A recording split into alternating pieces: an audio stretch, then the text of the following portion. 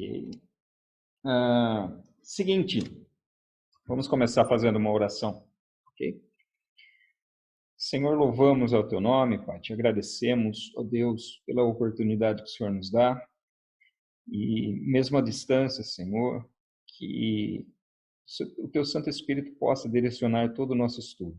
Paizinho, esse livro que é tão importante, um elo de ligação no Novo Testamento, nós possamos aproveitar cada momento estudando a tua Santa Palavra, crescendo no conhecimento, e pedimos que o teu Santo Espírito possa nos conduzir nesse estudo, Senhor. E aquilo que aprendermos, que seja proveitoso para as nossas vidas, a nossa vida espiritual, para os nossos ministérios, e que tudo, Senhor, engrandeça ao teu nome. É no nome de Jesus que nós assim pedimos, louvando e agradecendo ao teu nome, hoje e sempre. Amém. Amém. Muito bem, vamos lá. Deixa eu ver se ficar assim, Júlio, meio de lado, tudo bem para você? Porque aí facilita para eu mexer aqui no teclado. Tudo bem ficar assim? Só faz um joinha aí. Tudo bem. Então, beleza, valeu.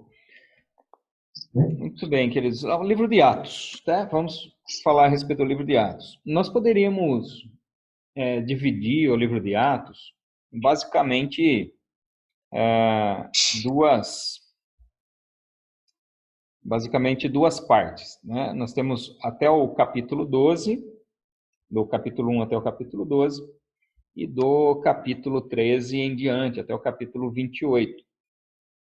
E essa grande divisão, ela está relacionada com o personagem central de cada narrativa, né? Nós vemos que, embora na primeira parte o livro de Atos fale a respeito de vários personagens, né? Mas existe um que acaba tomando a frente ali das situações que nós analisamos no livro, né? Que é o apóstolo Pedro.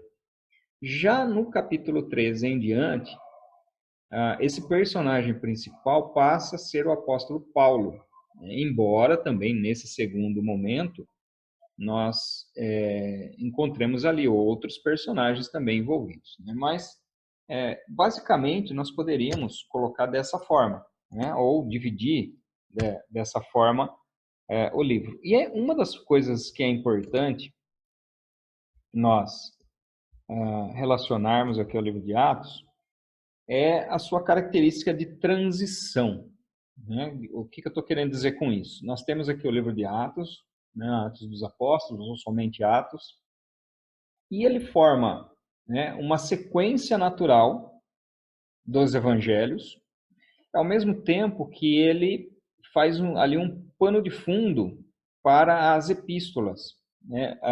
Só recapitulando, né, quando nós olhamos para o Novo Testamento e fazemos ali uma divisão dos tipos de livro que nós encontramos, nós temos os 4 evangelhos, que são os livros biográficos, temos um livro histórico, que é o livro de Atos, temos as epístolas, né, que tem um caráter doutrinário, né, e um livro profético no final, que é o livro de Apocalipse. Então, embora todo o Novo Testamento ele tenha esse caráter doutrinário, mas nós podemos perceber muito mais claramente nas epístolas, né, isso sendo aplicado de fato. Então, nós temos o Evangelho, que é o início ali das Boas Novas, os Evangelhos. Nós temos o livro de Atos, que narra a partir da ascensão de Jesus, o início da igreja, né, os primeiros passos ali da igreja, da formação da igreja. Nós vemos nas epístolas os problemas que se desenvolveram nas igrejas, e ali esses problemas, então, essas dúvidas, sendo devidamente tratados. E nos escritos do apóstolo João, lá em Apocalipse, nós vemos as profecias a respeito do tempo do fim, né? Então, essa é a dinâmica, né? Então, como eu disse para vocês, é uma sequência natural. Aliás, vou ler agora junto para vocês. Se nós formos lá no final do Evangelho de Lucas, Lucas no capítulo 24, diz o seguinte, né? Lucas 24, a partir do verso 50. Olha só. Então Jesus os levou para fora até Betânia, e erguendo as mãos os abençoou. Aconteceu que, enquanto os abençoava, ia se retirando deles, sendo elevado para o céu. Então eles, adorando, voltaram para Jerusalém, cheios de alegria, e estavam sempre no templo, louvando a Deus. E aí, quando nós vamos lá para Atos, no capítulo 1, ele começa assim, ó. Eu vou cortar essa primeira palavra aqui, até o versículo 5, que é a introdução, mas a partir do 6. Ó. Então, os que estavam reunidos com Jesus lhe perguntaram: será este o tempo em que o Senhor restaura o reino a Israel? Bom, perdão, a partir do verso 12, né?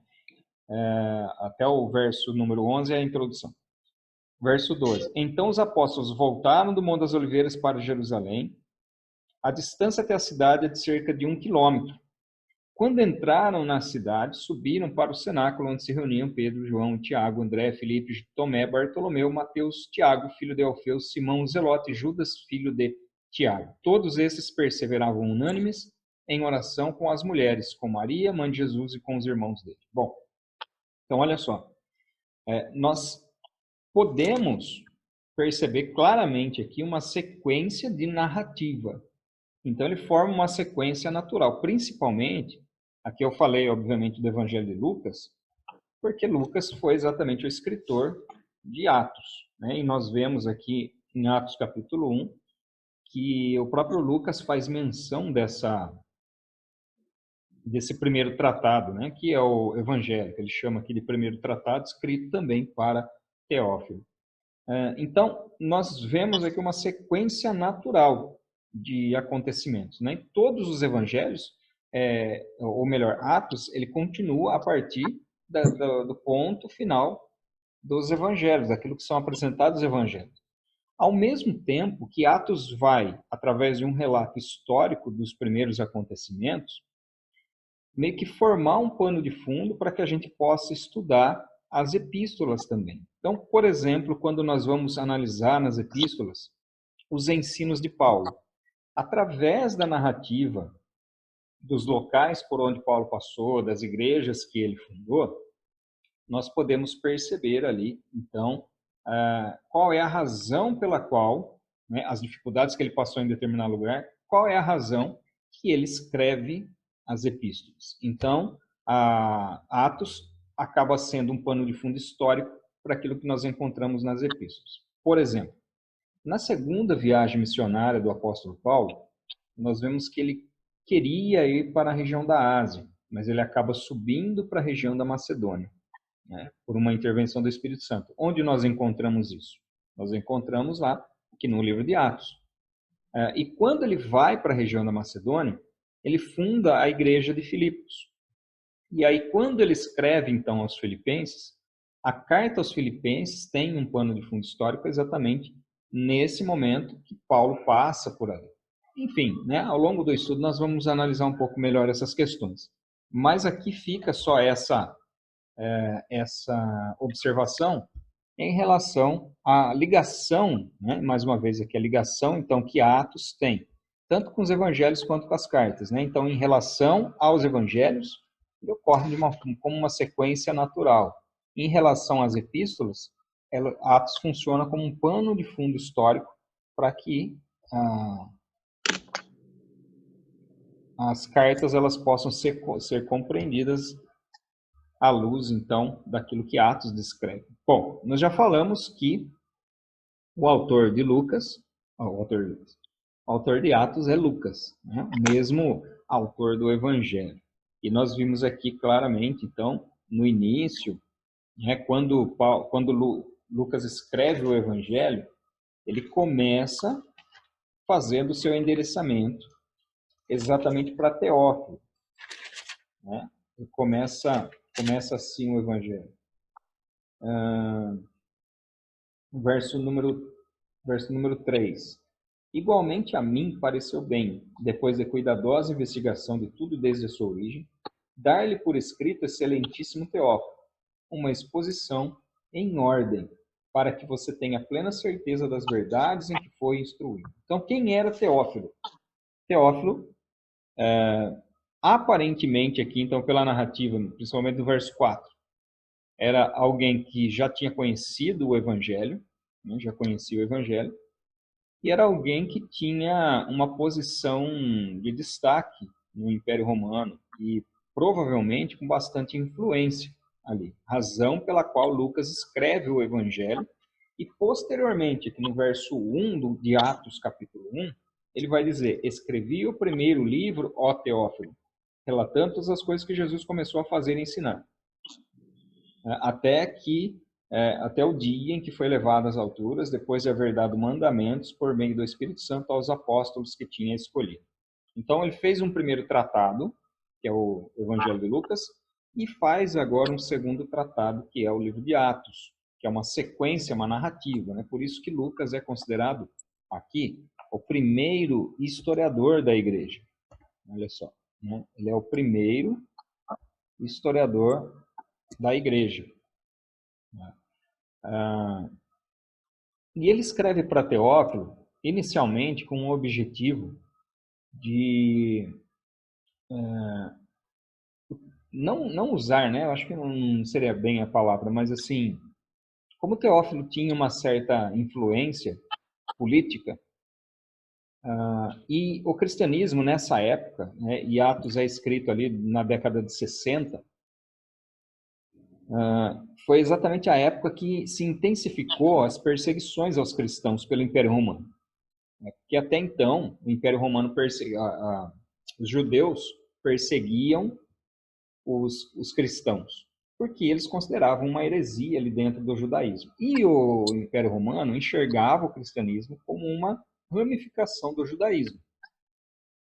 Então, para o Império Romano, se ele se declarava um judeu, era herodiano, era fariseu, saduceu, era nazareno, que eram aqueles chamados os que seguiam a doutrina de Cristo, para o Império Romano tanto faz, né? Dava na mesma. Só que a partir de um determinado momento, o cristianismo começou a se desvincular dos judeus. E aí o Império Romano começou a enxergar um risco de uma rebelião a partir dos cristãos. Então, o que aconteceu a partir daí? Lucas escreve o seu evangelho e Lucas escreve o livro de Atos no intuito de mostrar em documentos, né, para Teófilo, e Teófilo, através da sua influência, convencer os políticos do Império de que o cristianismo não representava nenhum tipo de perigo, né? Então, essa que é a razão inicial que tanto o Evangelho quanto o livro de Atos ele é escrito. Que nós percebemos aqui que o destinatário inicial era uma pessoa, não era um grupo, né? Aqui, obviamente, que o Evangelho de Lucas, na pessoa de Teófilo, é endereçado à cultura grega, né? Mas é isso nós já estudamos no livro passado, falando a respeito dos evangelhos. Então, voltando aqui a falar de Lucas, quem era ele, né? Nós já, não faz muito tempo, eu esqueci de perguntar uma coisa. Deixa eu abrir aqui. Deixa eu ver quantos estão. Sueli, tudo bem, Sueli?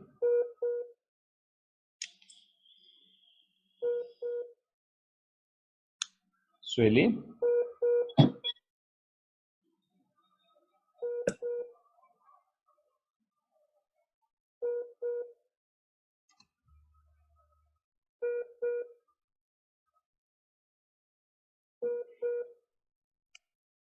Oh.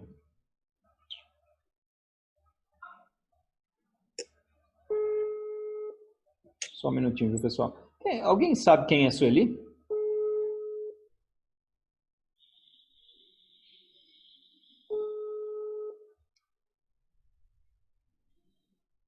Ô, Reginaldo, Oi? parece que ia entrar uma pessoa nova hoje, pelo que eu vi nos comentários. Então, eu não vi, eu até esqueci de analisar, mas Parece que ia entrar uma pessoa nova, pelo que eu li. é que eu estou vendo aqui o nome dela de diferente, né? Uhum. Mas Não sei, acho que ela não está conseguindo, porque ela nem está conectada aqui, ela não está sem...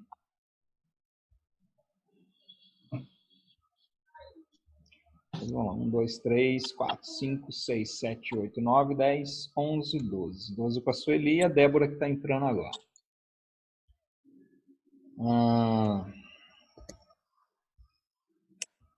Então, com exceção da Sueli, né, é que eu gostaria de falar com ela exatamente isso, porque no livro passado nós falamos a respeito dos evangelhos e nós vimos exatamente o que está na tela aí. Né? Então, não é novidade para nenhum de vocês o que está na tela. Né? Nós acabamos de estudar a respeito disso, né? Faz poucas semanas. E eu tenho certeza, como sempre aqui, está na ponta da língua aí de vocês. Né? Vocês se lembram perfeitamente disso que nós tratamos aqui. Então, Lucas endereçou esses escritos a Teófilo, e sendo que o livro de Atos, então, é uma continuação aqui, os versículos que nós já analisamos, já lemos, né? E, mais só para reforçar, então, que Lucas aqui tem uma influência nos seus escritos, principalmente do apóstolo Paulo, que, inclusive, Lucas foi cooperador do apóstolo Paulo até o final da sua carreira, né? Num determinado momento da sua segunda viagem missionária.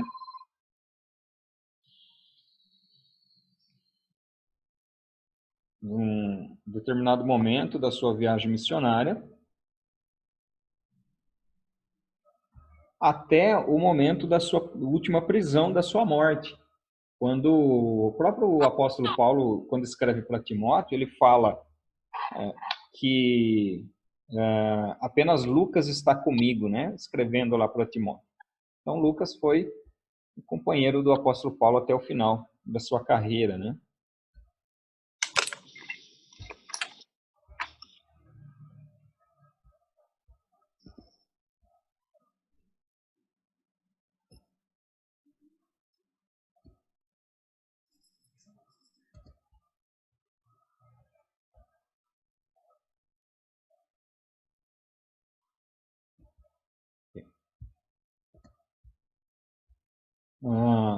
Aqui, deixa eu diminuir novamente. Então, Lucas, aqui o texto que eu acabei de falar para vocês, né? 2 Timóteo, capítulo 4, verso 11, é quando Lucas está ali com o apóstolo Paulo até o final, e foi então influenciado por ele. Né? Segundo a tradição, Lucas foi enforcado na Grécia. Tá? Então, nós vemos ali a região de Roma. Você tá conseguindo acompanhar aí, Júlio? Não, pelo jeito não.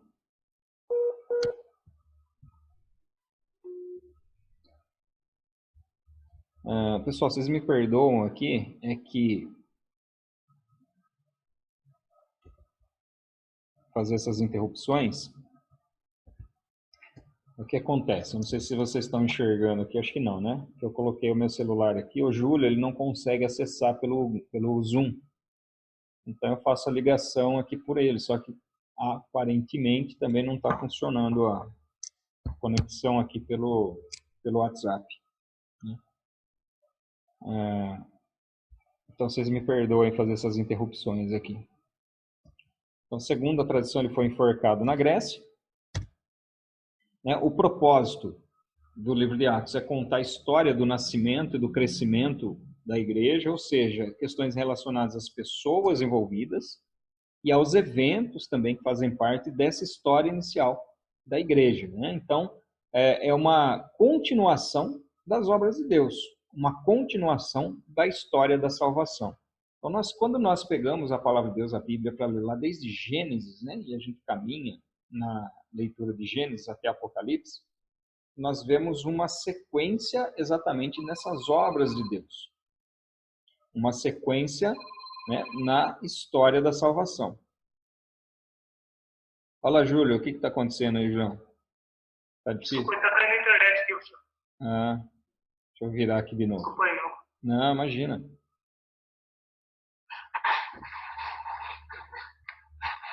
Beleza.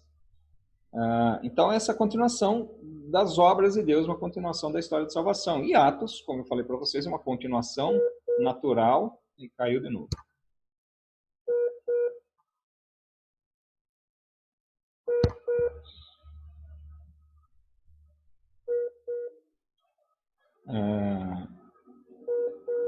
da história de salvação e um pano de fundo para os eventos que viriam posteriormente, né? Então aqui, olha só,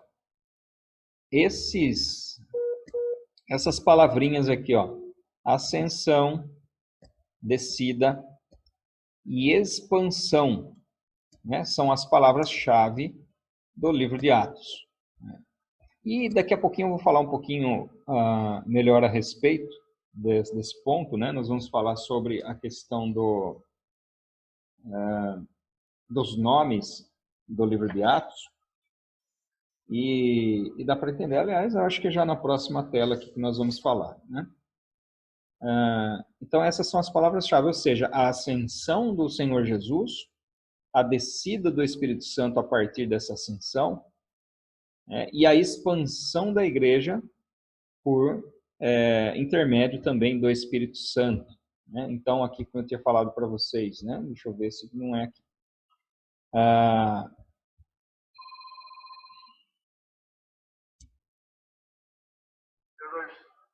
Perdoe, professor. Tranquilo, Júlio.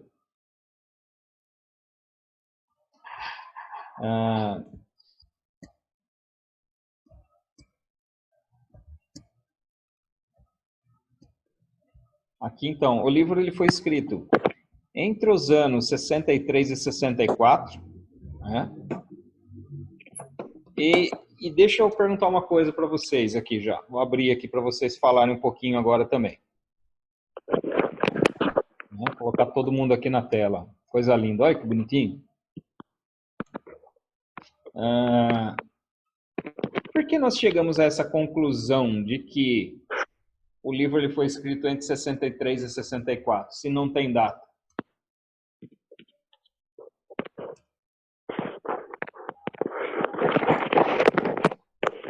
Porque ele não relata a morte de Paulo? Também. Porque ele não relata a morte de Paulo? Isso, mas também isso, né? Mas que mais?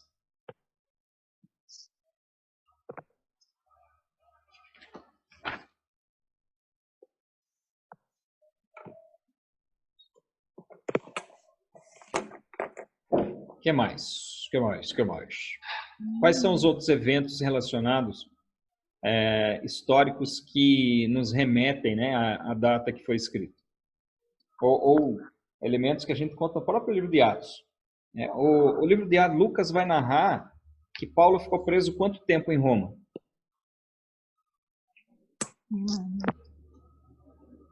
2 anos? 2 anos, exatamente. Então, se nós formos pegar os eventos históricos aí, nós vamos chegar à data de 61, aproximadamente, né, em 61 e 62, a data em que Paulo chega a Roma, certo? E nós temos que Paulo foi morto no ano 67. Então, o que a Adelita falou está correto. Não, foi antes, com certeza foi antes de 67. E com certeza foi depois de 61. Né, em função desses dois eventos aí. Só que depois de 61, que é a data de chegada, pelo menos 2 anos tem de intervalo. Por quê? Porque o período que narrado por Lucas, né, de 2 anos da sua prisão. Então nós temos aqui que a data mínima é 63. Né?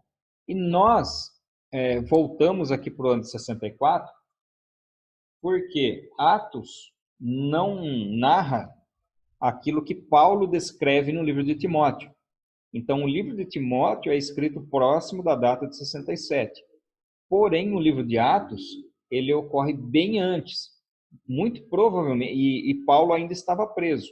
Paulo, depois que foi preso em Roma, nós vamos chegar lá ainda, nós vamos falar a respeito disso melhor, mas apenas para... vocês vão entender por que eu estou fazendo tudo essa celeuma em torno da data. Quando Lucas escreve o livro de Atos, a narrativa dele encerra ali, que 2 anos, e nós sabemos que, pela história, pelos achados arqueológicos, historiadores, que Paulo teve um período que ele esteve livre depois dessa sua prisão. E depois, sim, ele fica preso numa masmorra, conforme ele narra lá em 2 Timóteo. Ou seja, ele teve nesse período que ele esteve livre, ele foi para a região da Espanha e outras regiões, em outras viagens missionárias que ele fez, que não é narrado no livro de Atos. E o intervalo de uma prisão para outra dá ali aproximadamente 2 anos, de 2 a 3 anos. Ou seja, e um outro detalhe, né? As perseguições mais cruéis, mais ferozes, foi a partir de Nero, e Nero ele sobe ao império no ano de 64. Por isso que nós reduzimos para essa data aqui, 63 a 64. Agora, abram na página 6 aí do livro de vocês. Na página 6 do livro de vocês, está escrito o quê? Lá, logo no primeiro parágrafo, né? Está escrito assim, ó. O livro de Atos foi escrito presumivelmente por volta de 60 depois de Cristo, ano da chegada de Paulo a Roma. Então, tudo bem, aqui está por volta de. Então, por volta de 60, pode ser 61, 62, 63, 64, né? Mas aqui pode dar a entender, do jeito que está escrito, que o livro de Atos foi escrito logo que Paulo chegou em Roma. E não foi isso que aconteceu. O livro de Atos ele foi escrito no mínimo 2 anos depois que Paulo chega em Roma.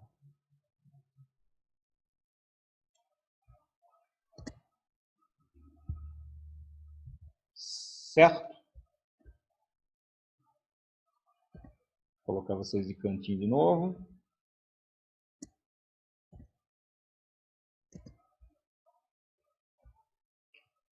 Então, só para reforçar, foi endereçado a Teófilo. A princípio, ele não é escrito para a igreja. Teófilo, um funcionário do Império Romano, aparentemente influente. E aqui que é o ponto que eu queria chegar para vocês, né? O livro de Atos ele é chamado por alguns nomes.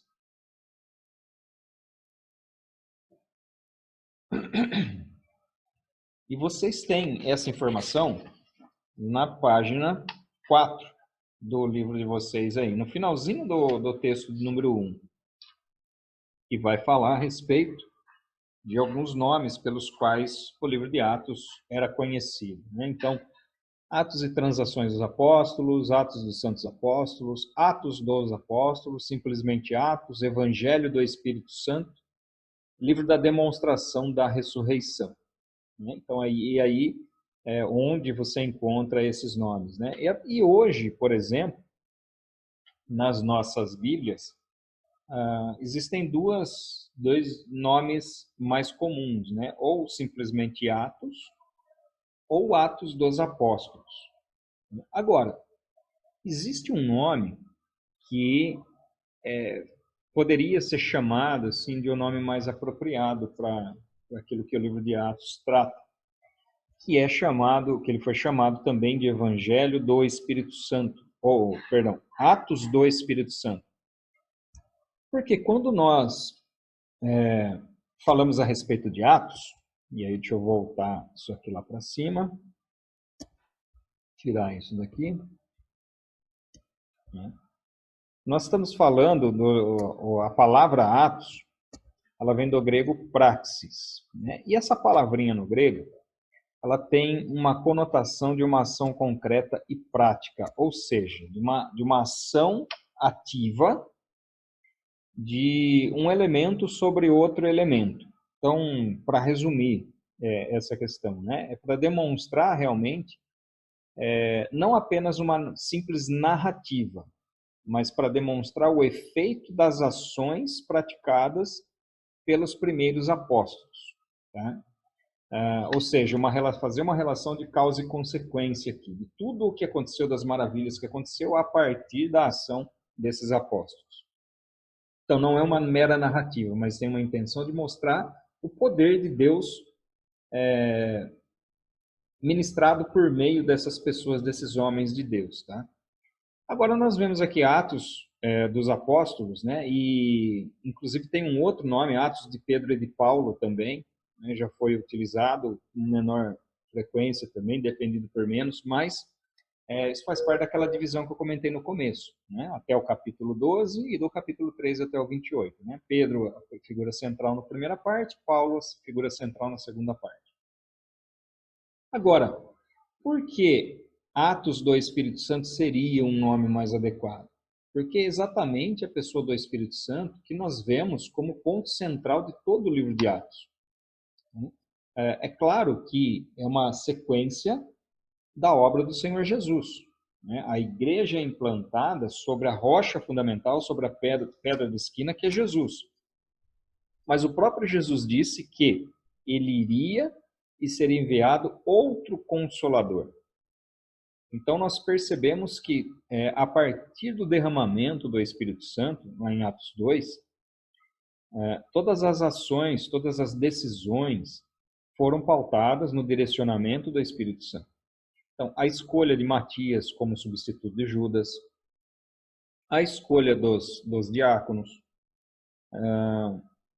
a atuação desses dois diáconos, né, de dois dos diáconos, aqui nós vamos analisar, que é Estevão e Filipe.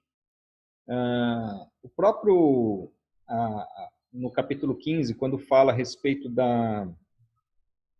do Concílio de Jerusalém, nós vemos o direcionamento dentro das viagens missionárias do apóstolo Paulo, ou seja, tudo aquilo que ocorre por meio dos apóstolos, por meio da narrativa que Lucas aqui faz, ocorre pela ação direta do Espírito Santo na vida das pessoas, na vida da igreja.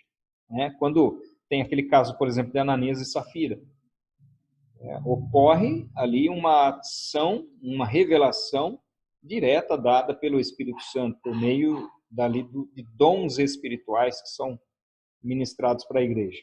E nós vamos falar sobre tudo isso. Mas a questão que eu gostaria de ressaltar é exatamente essa. Por que esse nome, Evangelho do Espírito Santo, ou Atos do Espírito Santo, é um nome mais propício, mais próprio para se chamar o livro de Atos? Exatamente porque o personagem central não é Paulo, o personagem central não é Pedro, o personagem central não é um dos outros apóstolos, não é nenhum dos diáconos que são levantados na igreja. Mas o personagem principal acaba sendo, então, o Espírito Santo. Assim como Jesus é o ponto central dos evangelhos, assim também no livro de Atos nós vemos a pessoa do Espírito Santo. A Delita levantou a mãozinha. Pode falar, Delita. Ô, Reginaldo, por que aqui no livro está falando que até na escolha do apóstolo Matias, que eles lançaram sorte, que só depois da descida do Espírito Santo que eles começaram a ser guiados pelo Espírito Santo. O que você tem a dizer sobre isso? Você tá falando do que está escrito aqui no livro? Seria ser no livro. O que seria ser esse lançar sorte? E só a partir depois disso, que quando desceu o Espírito Santo lá no dia de Pentecostes, que aí sim que eles começaram a ser guiados pelo Espírito. Deixa eu entrar aqui e fazer uma coisinha aqui, mostrar para você.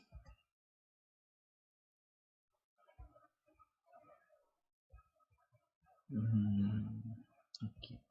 Tá vendo aqui, ó, no 13, né, substituição de Judas por Matias, tá vendo aqui? Você consegue aguentar a ansiedade dele? Consegue? Beleza. A hora que eu chegar ali, eu vou falar um pouquinho sobre essa questão, tudo bem? Então vamos lá. Aqui mais uma vez, né, para reforçar esse ponto, né, Atos do Espírito Santo, porque a ascensão de Jesus ocorre mediante o poder do Espírito Santo, a própria descida do Espírito Santo, o derramamento, né, a plenitude do Espírito Santo sendo derramado sobre a terra, e a expansão da igreja que ocorre sob a ação direta, então, do Espírito Santo.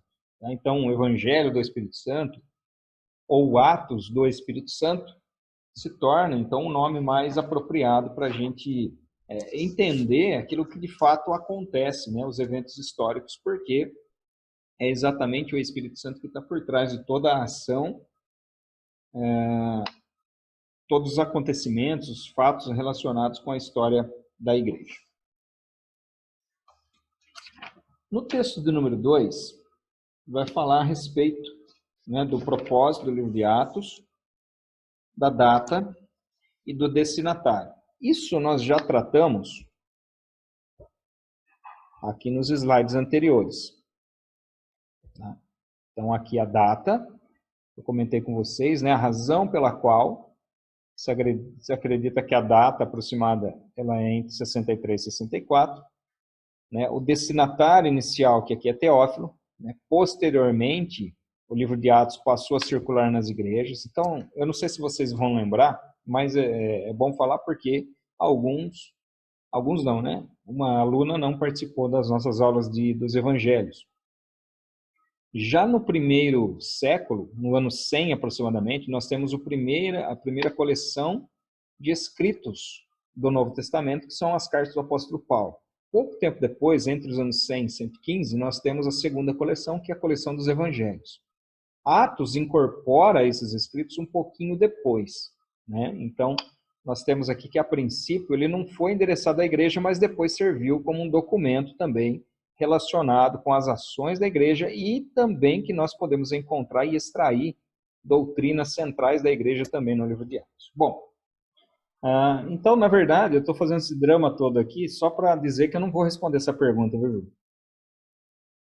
Não vou responder hoje, tá? A pergunta dele é: que línguas foram essas faladas? Né? Por quê? Porque nós vamos ver isso na aula que vem.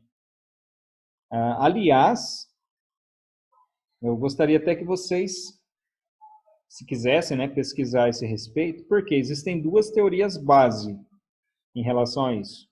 Primeiro, que eram línguas estranhas no sentido de ser línguas desconhecidas, ou línguas espirituais. E a segunda é que eram línguas naturais, ou seja, línguas que eram faladas em outras regiões e que eles desconheciam, e que de forma sobrenatural eles passaram a falar sem conhecer. Né? Então, são essas duas teorias aí. Mas na aula que vem nós vamos falar sobre isso, viu, Julião? Beleza? Então tá bom. Acho que faltou a outra Érica aqui.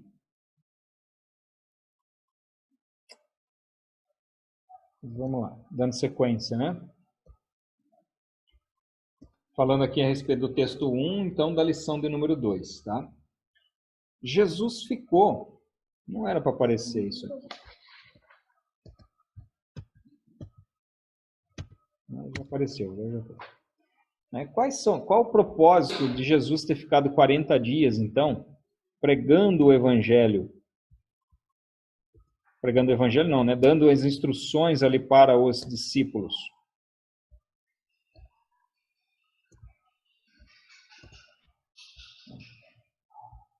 E o propósito aqui, ele é caracterizado como um duplo propósito, né? Primeiro, dar testemunho da ressurreição, né? De aparecimento ali para os discípulos, ou seja, para que eles crescem realmente. E nós vemos a necessidade disso na ocasião quando ele aparece para os discípulos ali, é quando Tomé interage com ele.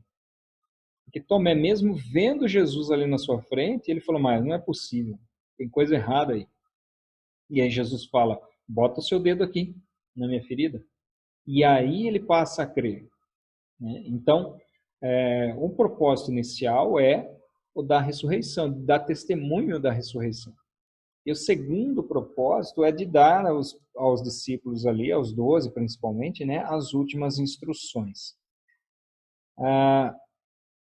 Jesus apareceu somente aos 12? Sim ou não?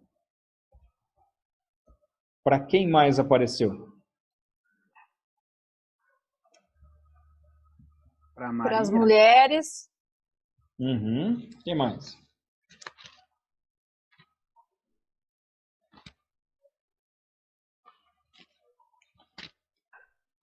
Paulo vai dizer que apareceu aos 500. Oi? O que é, Júlio? O apóstolo Paulo vai dizer que apareceu aos 12 e aos 500, né? Quando está a sua ascensão. Aos 12 e aos, perdão, eu não ouvi. 500? Paulo vai dizer que ele apareceu aos 500 que estavam quando ele foi fazer a sua ascensão. Exatamente. Certo, não? Exatamente. Então, Jesus apareceu para muita gente. Aliás, nós vamos perceber aqui o seguinte, na ascensão de Jesus, no texto que eu li para vocês. Deixa eu ver onde é que está agora. Peraí.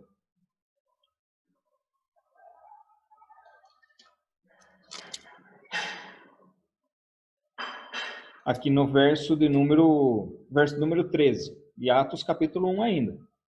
Quando entraram na cidade, subiram para o cenáculo, onde se reuniam ali os apóstolos, né? E o versículo 14. Todos esses perseveravam unânimes em oração com as mulheres, com Maria, mãe de Jesus, e com os irmãos dele. Irmãos de quem? Irmãos de Jesus. Então aqui nós vemos pela narrativa que os próprios irmãos de Jesus não criam nele quando ainda vive. Ou seja, cresceu, olha, Jesus, cresceu, ele é nosso irmão. Né? E diz a tradição que uma das pessoas para as quais Jesus apareceu foi exatamente para a sua família. E a partir daí, então, é que ocorre a conversão desses seus irmãos, né? De Judas, de Tiago, que são os escritores das epístolas do Novo Testamento. Quando fala Tiago, quem é aquele Tiago que escreveu a carta? Foi Tiago, irmão de Jesus, meio-irmão de Jesus. Quem é o Judas que escreveu a epístola que vem antes de Apocalipse? É o Judas, meio-irmão de Jesus, conforme eles mesmos se declaram ali na sua carta. Né? Quem era o personagem central do cristianismo na igreja de Jerusalém? O próprio Tiago, meio-irmão de Jesus. Nós vemos que ele teve primazia ali na igreja de Jerusalém. Não era Pedro o principal nome, muito menos Paulo, né, que vem depois. Mas o principal nome na igreja de Jerusalém é Tiago, meu irmão de Jesus. Então, esse período que Jesus esteve aqui de 40 dias, segundo a tradição, serviu inclusive para dar testemunho aos seus próprios irmãos, à sua própria família, na verdade. Também, né? Então, aqui, os dois propósitos centrais dos 40 dias de pregação de Jesus.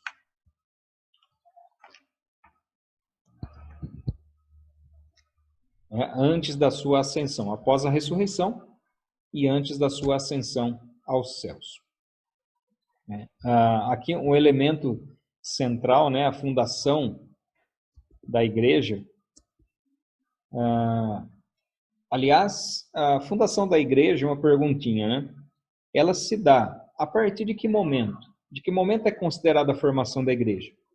A partir do momento que Jesus chama os 12? A partir do momento que eles se reúnem na casa em oração? A partir do momento da descida do Espírito Santo? A partir do momento em que se juntam ali a eles também mais 3.000 pessoas? Né? A partir de que momento se dá o início da igreja?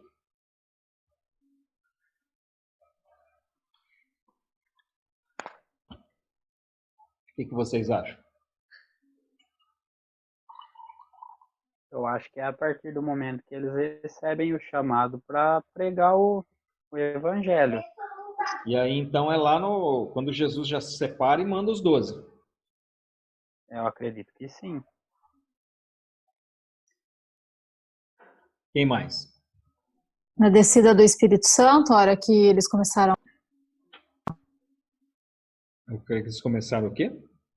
Na hora que eles começaram a falar em línguas, na hora na descida, no dia de Pentecostes? Então, na verdade, existem algumas explicações, tem algumas posições que vão dizer que o Felipe está certo, e tem algumas posições que vão dizer que a Delita está certa. Então, tem várias posições em relação a isso. Por quê? Depende muito daquilo que você caracteriza como igreja. Tá? Então, você precisa conceituar a igreja para compreender, de fato, a partir de que momento se dá o início da igreja. Então, a palavra igreja vem de eclesia, ou seja, de ajuntamento, aqueles que são chamados para fora da sua casa para participar da vida pública. Então, a ideia inicial da eclesia, dentro do grego, é essa.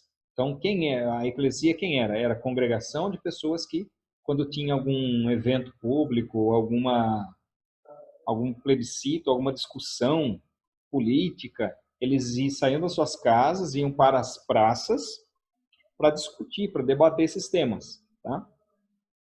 Então, eles formavam ali a eclesia. A religião cristã acaba assimilando esse conceito e ficou muito mais forte dentro desse conceito da igreja, da religião, do cristianismo, do que propriamente da questão política. Então, o significado, a utilização da eclesia foi feita exatamente por causa do seu significado político, ou seja, aqueles que são chamados para fora. Então, nós somos chamados para fora do quê? Nós somos chamados para fora do mundo, ou seja, nós somos chamados para a vida em comunhão com Deus, o restabelecimento da comunhão com Deus. Então, nesse sentido, a grande maioria dos teólogos vão falar que o surgimento da igreja se dá com a descida do Espírito Santo. Tá? Isso é a grande maioria mesmo. Né? Muito mais que a metade dos teólogos pensam dessa forma. Por quê? Porque é ali que ocorre o derramamento do Espírito Santo, e o Espírito Santo é aquele responsável por convencer o homem do pecado, da justiça e do juízo, por capacitar para ser testemunha de Cristo. E a função da igreja é ser testemunha. A partir de que momento eles são capacitados a serem testemunhas? A partir do momento em que ocorre a descida do Espírito Santo. Então, esse é o entendimento majoritário. Aqueles que acreditam que a partir do chamado dos 12, entendem que o Espírito Santo nada mais é do que a continuação da consolação que eles tinham na pessoa de Jesus quando Jesus estava aqui. Então, enquanto Jesus estava presente, o próprio Jesus fazia essa união, fazia essa ligação. A partir do momento da sua ascensão, ocorre o derramamento do Espírito Santo, o Espírito Santo ele substitui a Jesus. Esse é o entendimento que eles têm. Até porque o próprio Jesus, quando se encontra com os discípulos, João capítulo 20, verso 22, João sopra sobre eles o Espírito Santo, antes da descida do Espírito. Ou seja, e num outro texto, Jesus vai falar para eles assim, vós já estáis limpos pela palavra que vos tenho falado. Então eles vão entender nesse sentido que a igreja se forma ali entre os 12 primeiro e depois a igreja vai se formar mais. Agora, se vocês perguntarem para mim o que eu acho, eu fico mais do lado que está relacionado com o derramamento do Espírito Santo do que propriamente com a chamada dos 12. Tá? Porque mais em função da questão da capacitação, porque o próprio Jesus fala, vocês ficam lá até que vocês sejam revestidos. Tá? Porque até então, eles foram separados de uma determinada forma, mas a eles não foi dada a capacidade para exercer. Mas assim, eu estou falando nesse contexto que eu entendo, mas eu entendo perfeitamente os argumentos daqueles que falam a respeito dos 12, do período dos 12. Porque a capacidade de serem testemunhas é uma característica de quem já é igreja. E é por isso que nós falamos, por exemplo, que nós temos dois eventos, duas experiências com o Espírito Santo na nossa vida. A conversão e o batismo no Espírito Santo, não é verdade? Agora, nós nos tornamos igreja só quando nós recebemos o batismo no Espírito Santo? Então, aí é que vem a questão. Né? Então, você percebe que quando você começa a argumentar por um lado, parece que está certo. Aí você começa a contra-argumentar do outro, parece que esse está certo. Aí você rebate, mas esse aqui está certo, tem razão. Então, a gente tem bons argumentos para os dois lados. Né? O momento é que se dá o início da igreja. Mas a maioria entende que é a partir do derramamento do Espírito Santo. Tá? Atos capítulo 1, verso 6 e verso 8. Olha só. Então os que estavam reunidos com Jesus lhe perguntaram. Aliás, eu gostaria de ler os versículos anteriores, porque olha só, né, essa é uma preocupação do que os discípulos tinham antes de Jesus morrer, antes de Jesus ressuscitar. Jesus fica 40 dias conversando com eles, interagindo com eles, e antes de Jesus ascender aos céus, eles fazem a mesma pergunta. Né? Será este o tempo em que o Senhor irá restaurar o reino a Israel? Que tipo de restauração eles estavam aguardando? Vocês lembram que lá nos evangelhos, muitos tinham a ideia de que Jesus ia vencer, ia conquistar a libertação de Israel do Império Romano. E eles continuam com essa mesma visão aqui. Por que eu vou falar que eu vou ler um pouquinho antes? Porque olha só, olha o que Jesus está falando para eles. Jesus está dizendo o seguinte, verso 4. Não se afastem de Jerusalém, mas esperem a promessa do Pai, a qual vocês ouviram de mim. Porque João, na verdade, batizou com água, mas vocês serão batizados com o Espírito Santo, dentro de poucos dias. Jesus está falando do quê? Está falando do batismo com o Espírito Santo. Aí qual é a pergunta que eles fazem? Será nesse o tempo que o Senhor irá restaurar o reino a Israel? Sabe quando você está falando de um assunto e tem um aluno moscando lá? Ele não está nem enxergando, de repente, do nada, ele resolve participar e faz uma pergunta que não tem nada a ver com o que você está falando? É mais ou menos isso que acontece aqui. Jesus está falando de um negócio que não tem nada a ver, está falando do empoderamento que eles vão receber do Espírito Santo, aí eles querem saber da restauração do reino, reino físico, né? Colocando Israel como cabeça ali das nações, cumprindo as profecias messiânicas, estão lá nos profetas.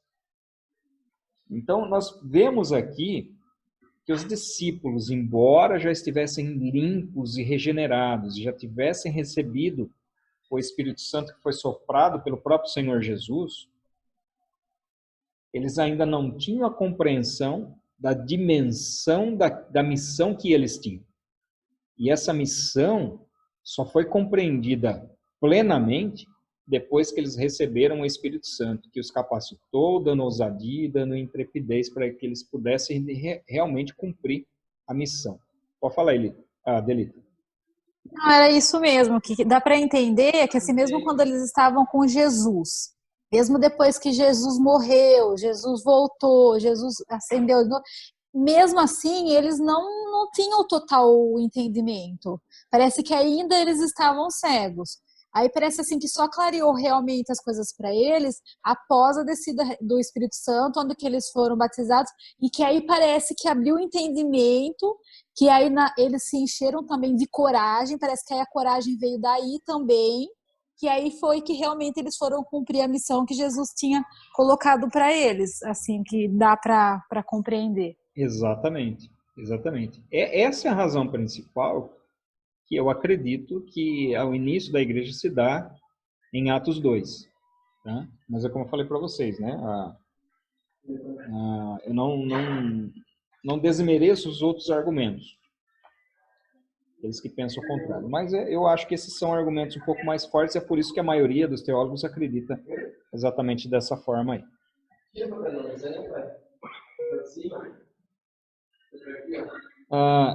E aqui, tá seguindo aí, Júlio? Beleza.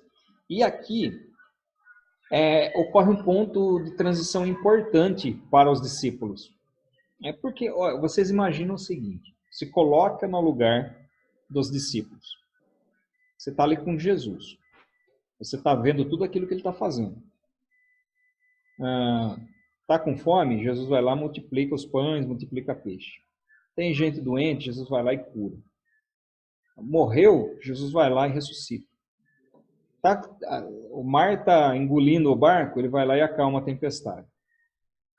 Então eles criam naquilo que eles estavam vendo na sua frente, materializado ali na sua frente, né? No Senhor Jesus, como Filho de Deus, que fazia todas as coisas. E esse ponto da ascensão é um período importante nesse processo, porque é a transição da crença do visível, no visível, para a crença no invisível. Jesus morre um dia depois da Páscoa, da celebração da Páscoa. Ele ressuscita 3 dias depois, né? Mas 3 dias considerando já a sexta-feira que ele morreu. Então, da sexta, 2 dias. São 3 dias. Jesus, após a sua ressurreição, ele prega na terra durante 40 dias. Então, você tem 43 dias. A descida do Espírito Santo acontece no 50º dia depois da Páscoa, ou seja, durante a festa de Pentecostes. Né? Eu conheço. Durante a festa de Pentecostes. Ou seja, uma semana depois da ascensão de Jesus é que ocorre, então, a descida do Espírito Santo. Você imagina como que eles ficaram ali, né? Nesse período, desses 7 dias, naquela, vamos dizer assim, né? Aquela expectativa, né? Do cumprimento daquilo que Jesus tinha falado para eles. Só que a partir daí não ia aparecer nada de forma visível, nenhum ser visível para que eles pudessem colocar sua fé. Mas eles passariam então a crer naquilo que eles não estavam vendo. Por isso que Jesus fala lá para Tomé, fala: bem-aventurado aquele que não viu, mas creu. Então, para nós hoje, o Espírito Santo testifica isso nas nossas vidas. A fé que nós temos se baseia no testemunho que o Espírito Santo nos dá, correto? Os discípulos, eles não tinham isso. Embora eles tivessem a presença de Jesus até um certo momento, a promessa que ele havia feito, né? Eles tivessem recebido o sopro do Espírito Santo, mas eles não tinham sido cheios ainda do Espírito Santo para serem testemunhas poderosas ali no reino. Nós temos o Espírito Santo. Esse momento foi um momento realmente de bastante expectativa para eles, né? Esse momento de transição, até que o derramamento, até que o Espírito Santo foi de fato derramado, né? Então essa transição para os discípulos foi uma transição regada por medo, de perda, né? Um sentimento de perda. Poxa, Jesus não está mais conosco. Nós vivemos agora pela promessa que ele nos fez. E um receio porque eles ficaram todos fechadinhos lá no cenáculo, com medo dos judeus, mas ali em expectativa e em oração, né? E, aliás, essa é a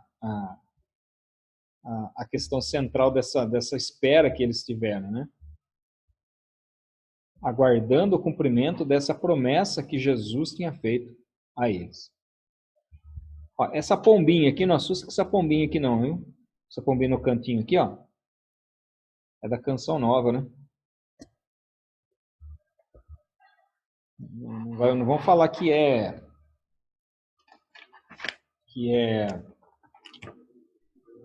heresia não, hein? Por favor. Oh, você não está vendo. Você está vendo aí, Júlio, a pombinha? Sim. Aqui, ó, a pombinha aqui, ó. Não vai escandalizar não, né, Júlio? Não, então tá bom.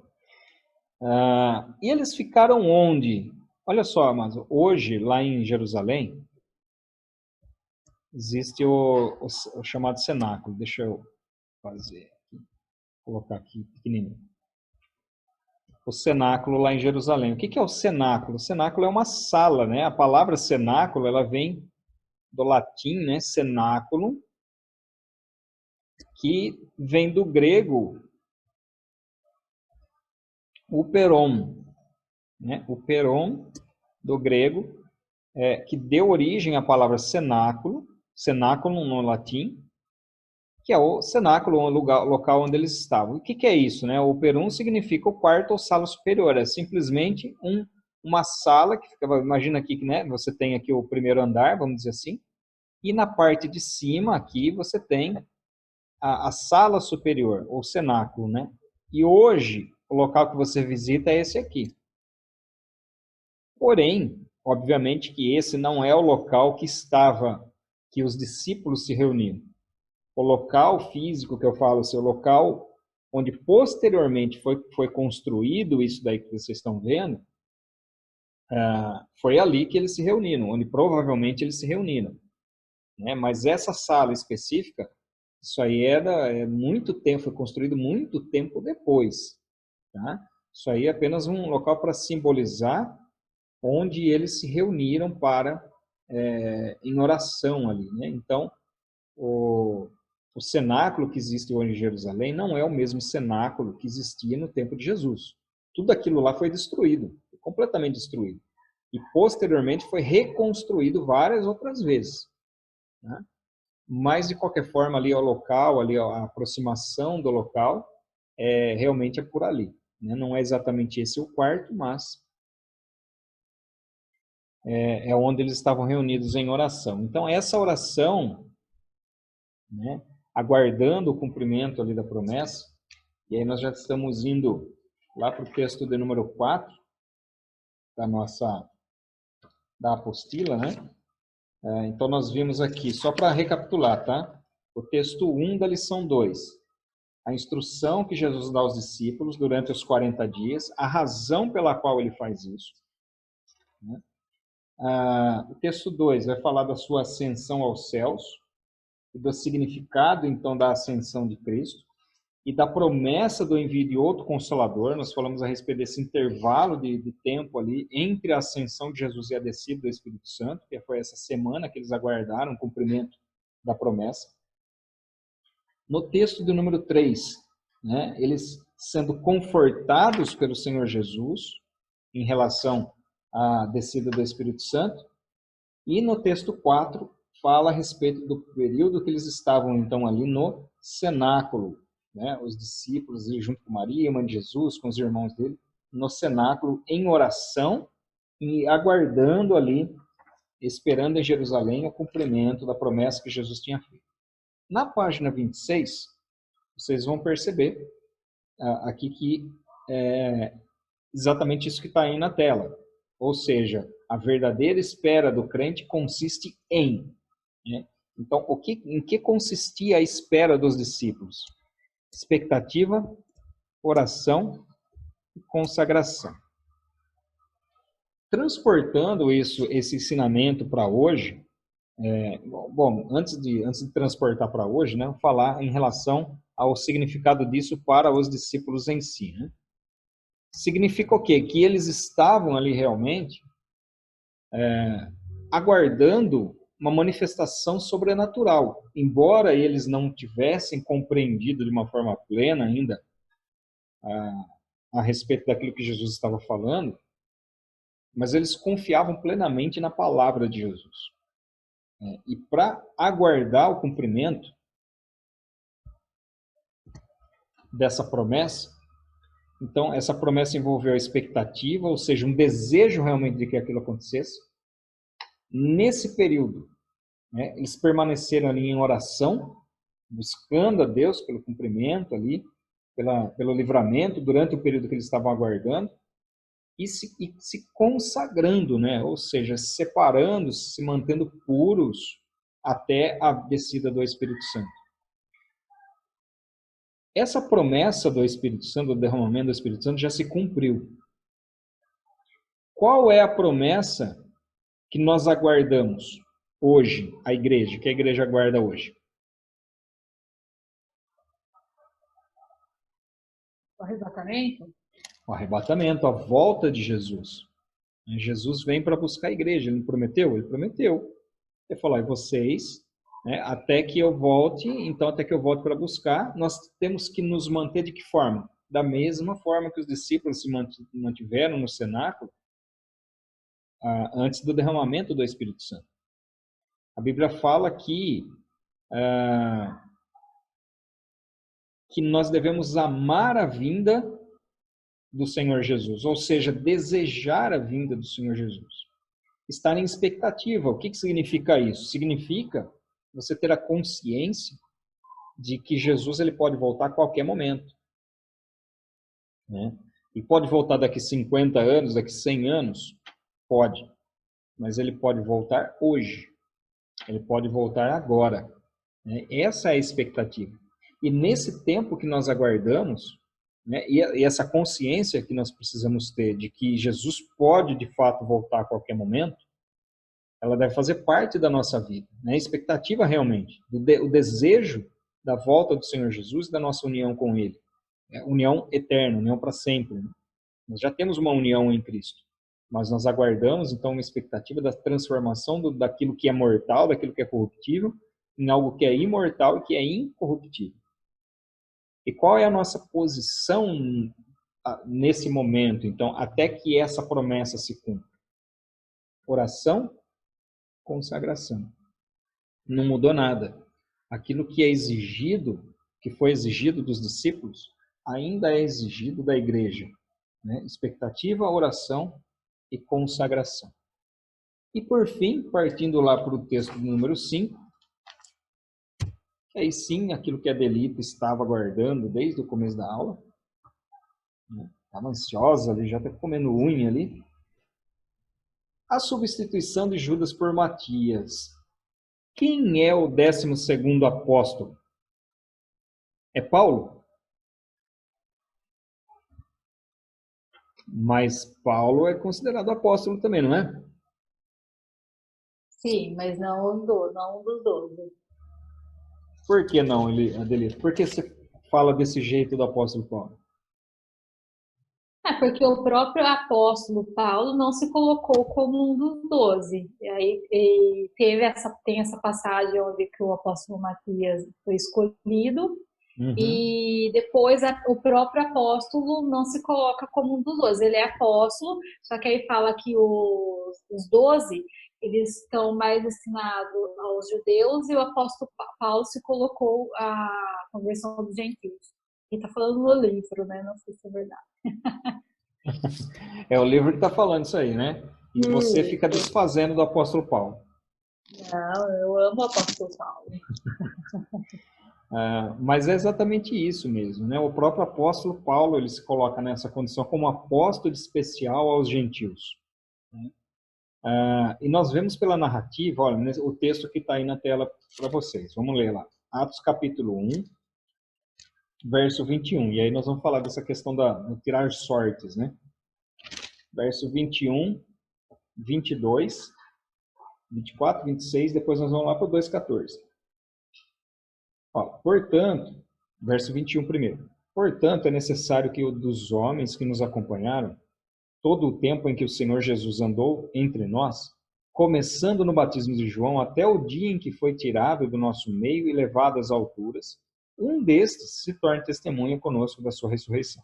Então vamos lá. A primeira característica é ter andado com eles desde o apóstolo João, desde o chamado. Então nós vemos aqui que estes, embora não fizessem parte dos 12, faziam parte de um grupo que seguiam a Jesus desde aquela época. Verso 24. E orando, disseram. Então, esse aspecto é importante, né? E orando. Então, eles buscaram em Deus. Né? E orando, disseram, Tu, Senhor, que conheces o coração de todos, revela-nos qual dos dois escolhestes. Então, olha só. Eles rogam a Deus em oração para que Deus mostrasse para eles quem é que teria sorte nesse ministério e substituiria Judas. E no verso 26, depois fizeram um sorteio e a sorte caiu sobre Matias, que foi acrescentado ao grupo dos 11 apóstolos. Então, aí, deixa eu ler só o 2,14, só para confirmar, né? Ele diz assim, então Pedro se levantou junto com os 11. Que 11? Matias estava no meio. E erguendo a voz, dirigiu-se à multidão existente. Aí vai. Então, nós vemos aqui que aqueles que receberam o derramamento do Espírito Santo, Matias estava ali no meio. Quando eles oram a Deus pedindo direcionamento de Deus, e aí eles tiram a sorte, isso era um hábito comum entre os judeus. Nós vemos várias situações parecidas no Antigo Testamento. Vocês já devem ter ouvido falar do Urim e Tumim. O que era o Urim e Tumim? O Urim e Tumim eram duas pedras que significavam sim ou não.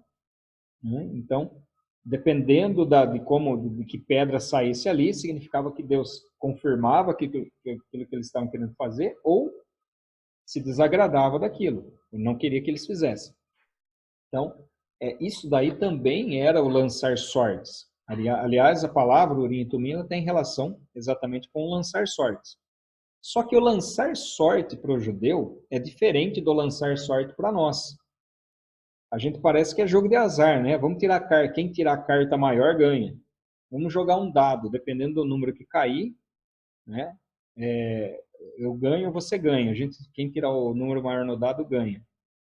Então, o conceito de sorte para o judeu ele estava muito mais relacionado com o direcionamento que Deus dava para aquele negócio. Urim e Tumim, ele estava relacionado exatamente com isso. Olha, que pedra que vai sair?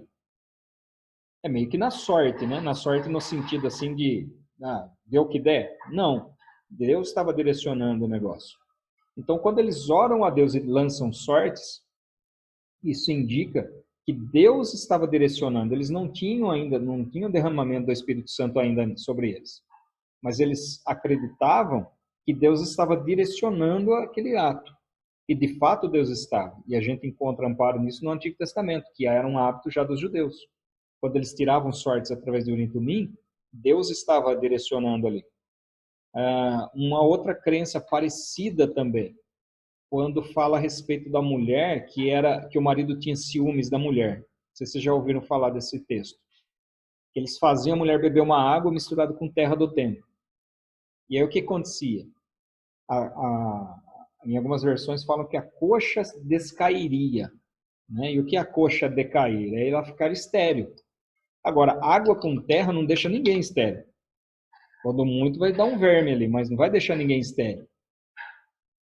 Agora, o que estava por trás disso, dela se tornar estéril ou não? O fato de Deus estar direcionando. Então, eles buscavam em Deus a resposta, faziam um ritual, e Deus respondia através desse ritual. Era isso que eles tinham. Era isso que eles apresentavam. O próprio Jesus passa uma noite em oração antes de escolher os seus discípulos. O próprio Jesus orou para escolher os 12. E aqui eles oram a Deus e Deus direciona a escolha e a sorte recai então ali sobre Matias, né, que acaba sendo então fazendo parte de substituindo a Judas. Certo?